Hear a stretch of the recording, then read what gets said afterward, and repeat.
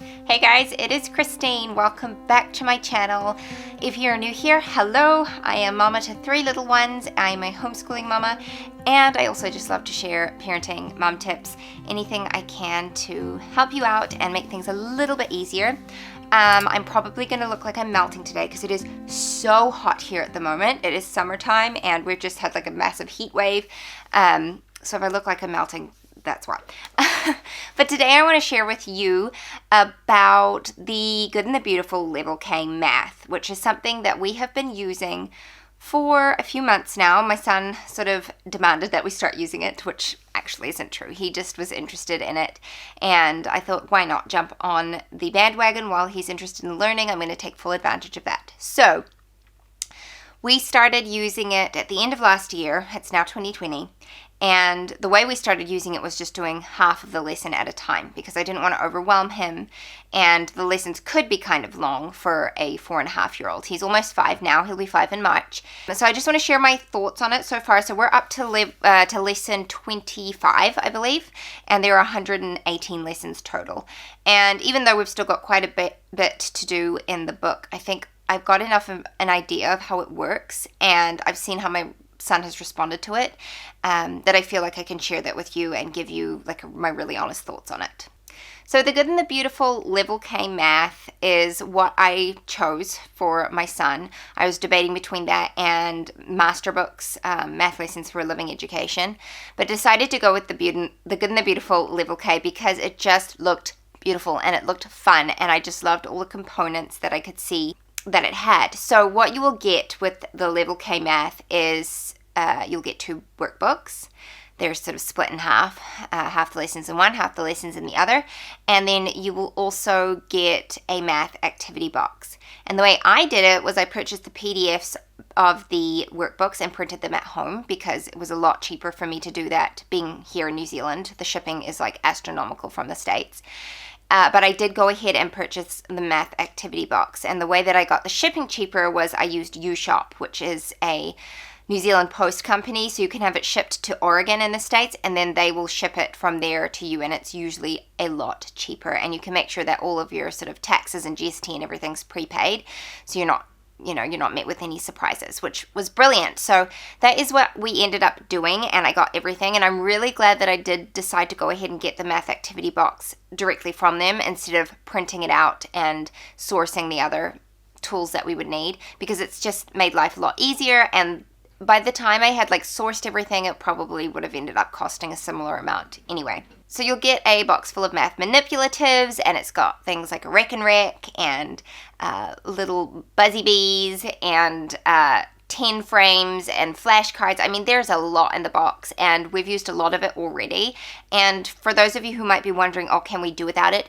No, you cannot. Like you will need the math manipulatives, whether you come up with them yourself or you use theirs. You need them. They're part of the lesson. You'll use them every single day. So it's not something that you can it's not optional, basically.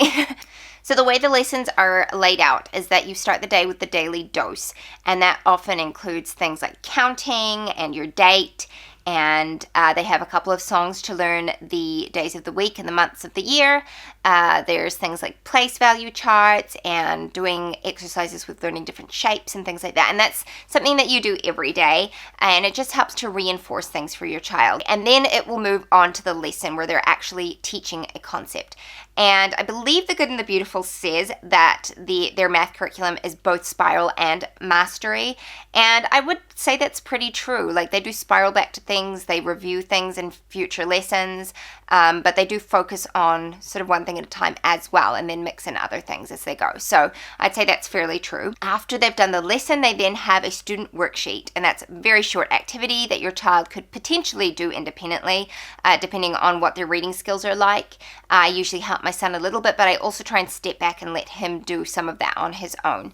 And then they have an optional activity, and that can be anything from like creating designs with the wooden blocks that they have, and then they've got like shape mats where they can play with shapes and make certain animals or like a house or whatever. They use the different shapes to build that. So because we're splitting it up into 2 halves, we do the lesson and the daily dose one day, and then the next day we do the student activity sheet and the optional activity, and that has worked really, really well for us. So after using the Good and the Beautiful for several months now, it is wonderful. We love it, and I wouldn't consider using another math program for the foreseeable future. It just fits my son really well, and he loves it. He really enjoys it. It's full of games and fun, and I love the gentle approach that it has, especially at so young an age. I did not plan on starting math with my son so young, but he was just really interested in it, and so I thought we'd go with it, but I didn't want to push it on him. I wanted him to be enjoying it, and so far he loves it, and he loves doing it every day, and he is learning. I've definitely noticed that he's learning different concepts. Jack was learning about patterns in his lesson, and then before I realized, we'd just be outside and he'd be like, hey mom, there's a pattern, or we'd be in the car and he'd be like, hey look, there's a pattern, it's this, this, this, and this. And so he was applying the concepts that he was learning in his math to his everyday life, which is exactly what we want, isn't it? That's what we want out of school for our kids. The things that they're learning, they need to be able to see and use in everyday life. And so I've certainly found it to work in that sense. So we love it.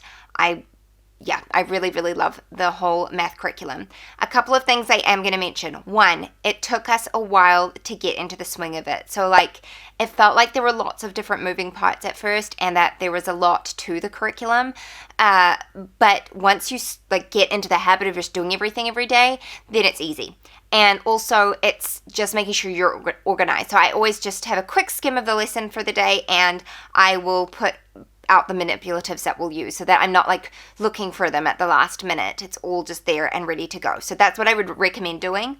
And then the other thing I'll mention is that it might be a little bit tricky if you have lots of children who require you to be there helping them. So if you've got older kids who are quite independent with their schoolwork, it's probably going to be fine. But if you have younger children that need your attention, you're going to have to schedule stuff around, because you do need to be there helping your child with this curriculum. You can't sort of leave them to do it on their own. But I've seen some parents sort of say it takes them an hour to do it. There's no way a lesson would take us an hour.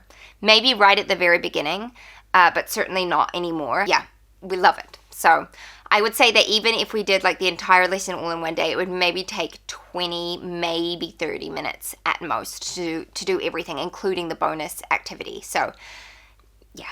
That is my whole review of the curriculum. I love it. I love the quality of it, including the manipulatives that they send out to you. I find it very good value for money, especially if you can do the PDF version.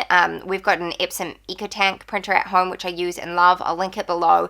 It's highly economical, and you'll use it a ton if you're a homeschooling parent. So it's just worth getting regardless. Yeah. That's all I have to say of it. Let me know down below, are you a homeschooling mom? Are you looking for a math curriculum, or have you settled on one? Let me know what you're using down in the comments below. I'd love to hear from you. It's kind of hard with homeschooling. I feel like it's very easy to get distracted by different resources that are available, and you really have to hold yourself back and be like, it's okay. We don't need that. We're okay. There's just so much available, which is a blessing, really. So I hope you enjoyed this. If you did, please go ahead and like it. If you're new and you want to see more, please subscribe to my channel. I would love to have you along. Otherwise, I will see you next time. Bye-bye.